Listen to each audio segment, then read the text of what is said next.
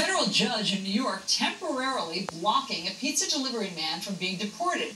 He was detained by immigration officials when he tried to deliver food to an army base. CNN's Polo Sandoval is here with the latest. Explain this, Polo. Well, this man right now, Allison, in the virtual fight of his life here, Pablo Villavicencio, he remains in a New Jersey detention center this morning after nearly being deported to his native Ecuador this weekend. A judge temporarily stopped his removal proceedings. The 35-year-old trying to make a delivery on June the 1st to a Brooklyn Army base. To gain access to that facility, he was subjected to an on-site background security check.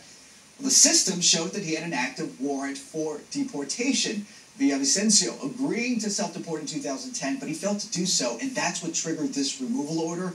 His defense team telling me over the weekend that this order was not the result of any sort of police action, but instead of an administrative process. This 35-year-old man did file for a green card about 5 months ago, according to his defense, and he was waiting to get a response from the government when this all went down on June the 1st. His lawyer also adding that this was not the first time that he made a delivery to that army base in Brooklyn. And it's also unclear if this man actually signed off on the background check, but you hear from ICE, you hear from also the base, they say that he did. Obviously, this potential deportation is triggering a large amount of response from people. New York Governor Andrew Cuomo, for example, over the weekend writing to various high-ranking officials in ICE and also other government figures calling for an investigation of ICE and also the release of this man, Allison. He has an American wife and 2 U.S.-born children, and he just does not want to leave, obviously. It's just very interesting to see who gets a reprieve and who doesn't in this moment. Polo, thank you very much for bringing that story to our attention.